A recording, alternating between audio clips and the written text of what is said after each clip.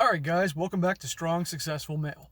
So for today, I'm going over an article titled, Women Out-Earning Men is Bigger Problem Than You Think. Now the interesting thing is, guys, is that this article is written by a woman. And what she talks about in this article is that basically the situation right now where you have more and more women in their 30s and 40s alone, wanting to get married, but they can't find the right guy. And they're complaining because there's no good men out there and things like that. We've heard this before, right? We've heard that. I've done this other videos talking about this subject, and now you have it written by a woman writing this article and pointing this out. And this article goes into all that things that I've talked about before, because I've done videos on some of these articles. I've read countless articles about this because I don't do videos on every single article I read in the subject. I just do the really, really good ones. But when you have a woman pointing this out and talking about it, that says a lot, okay? And again, like I've said before in other videos, at the end of the day, women are always looking for guys that they can look up to. Guys with high status that also earn more money. That's a big, big thing, higher earners.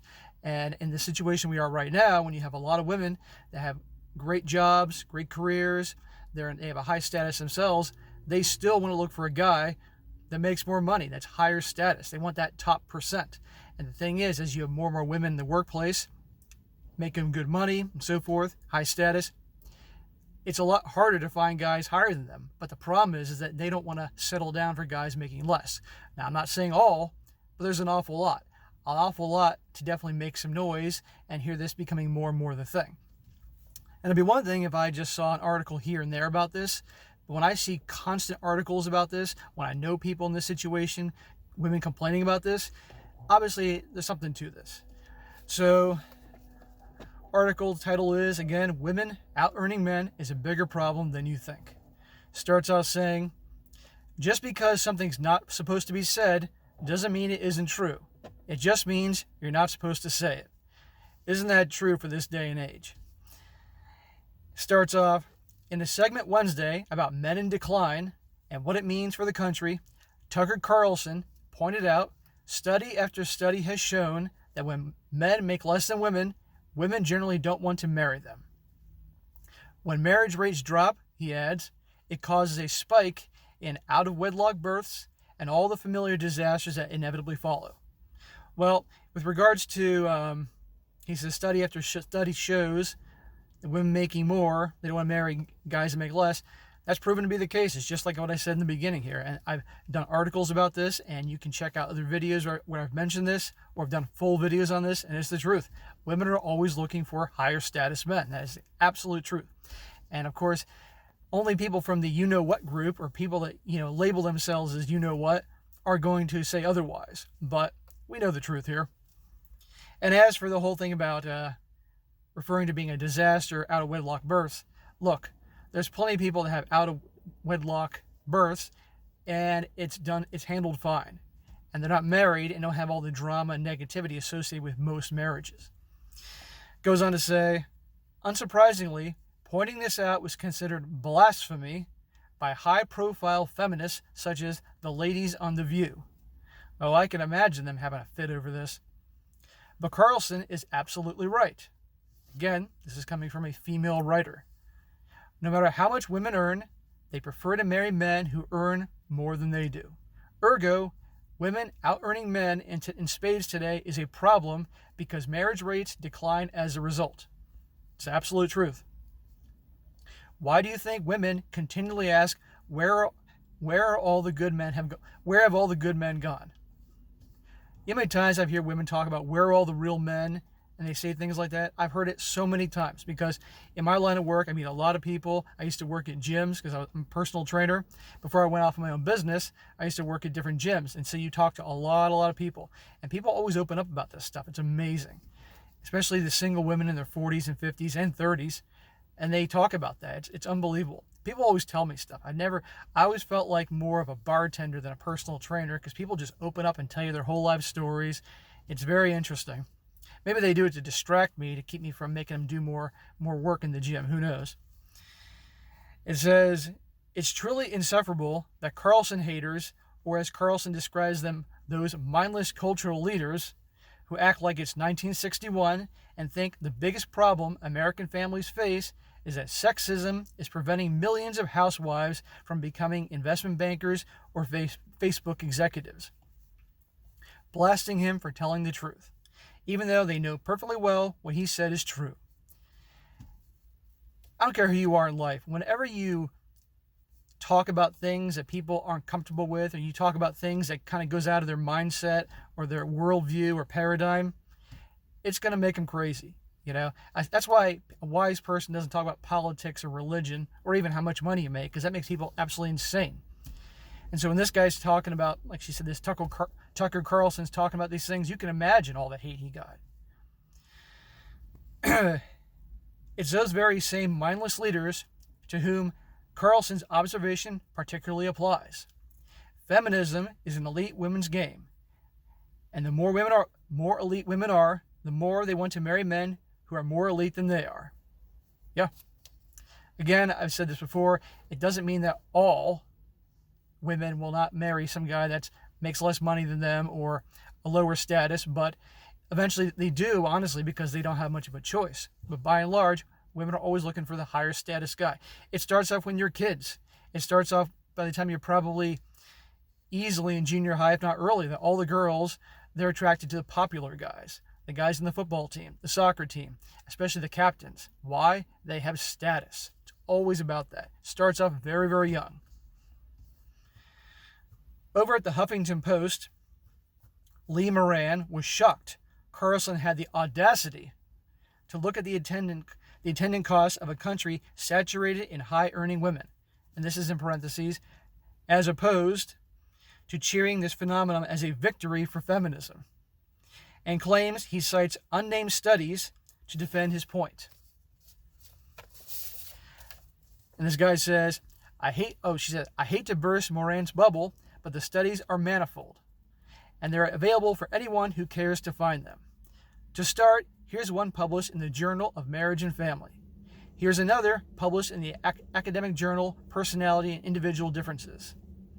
Despite women's gains in education and the workplace, the traditional pattern of women marrying dominant men persists. Even when women marry men who are less educated than they are, they continue to marry up in income.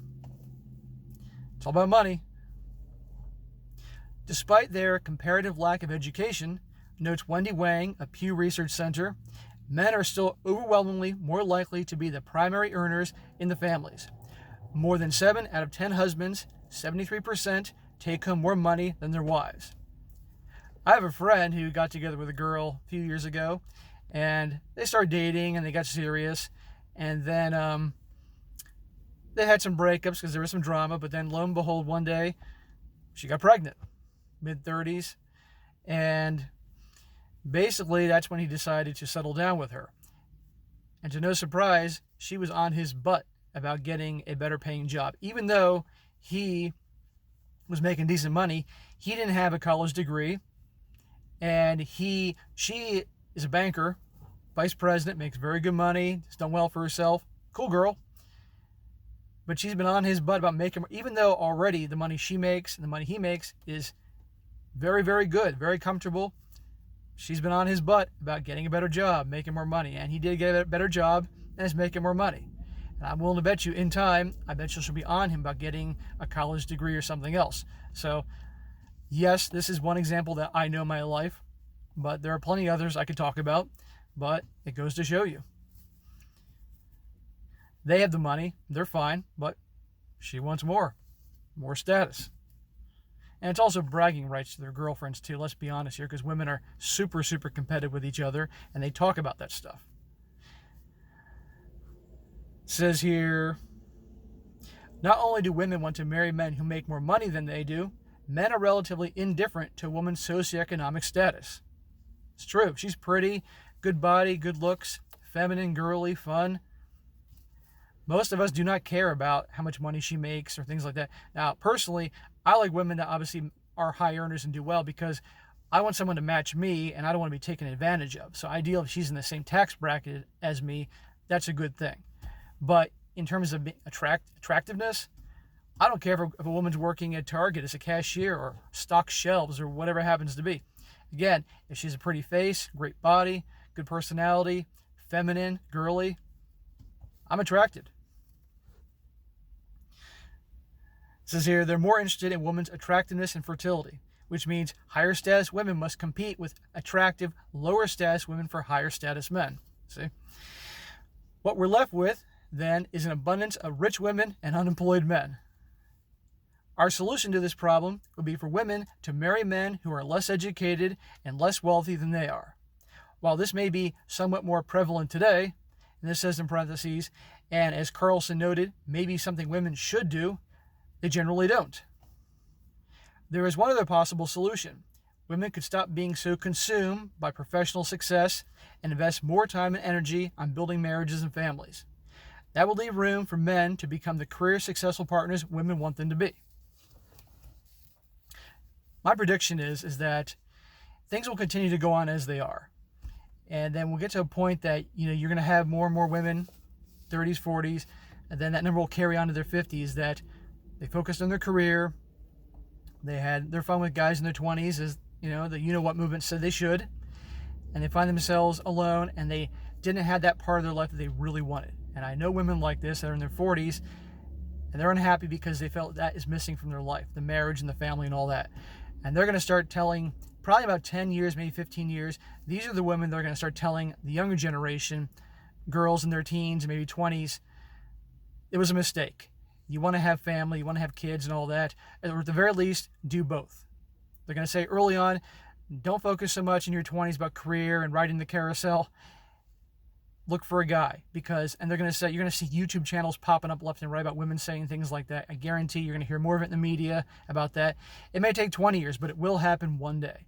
But at first, right now, you're just going to get bitter, unhappy women just blaming guys, saying, where are the real men, or men don't want to work, or something stupid like that. And I've seen this. Give it time. We'll see it. It could take 20 years, 15 years, but it will happen. So the article finishes up saying, unfortunately, that's not likely to happen soon. Not only is it considered backward to suggest a woman value marriage and family more than career, men have been conditioned to step aside on behalf of women everywhere. And this is being quoted what I'm about to say here. Men are bombarded with a message that modern women value the opportunity for self-realization through work, wrote the late Jeff Dench.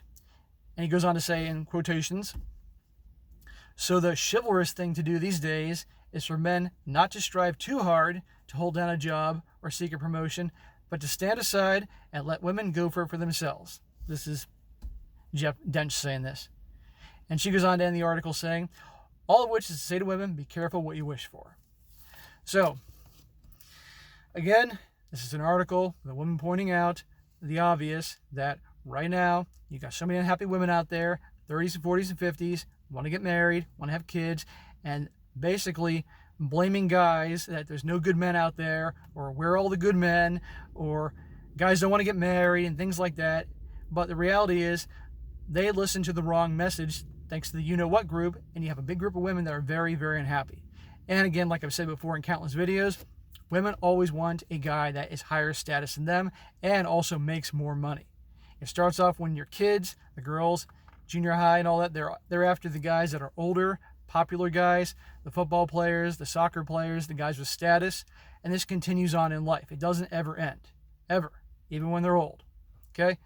And God forbid somebody points out the reality, and they're insulted and trolled and hated on for pointing this out. But at this point in time, guys, anytime you point anything out, you go against the norm, you're going to have haters. That's just how it is. That is the world we live in today. So, but anyhow, guys, I thought you'd like that article. So that is it for today. Be sure to comment down below. Let me know what you think. Also, be sure to like the video, share with your friends, and subscribe. And I will talk to you next time.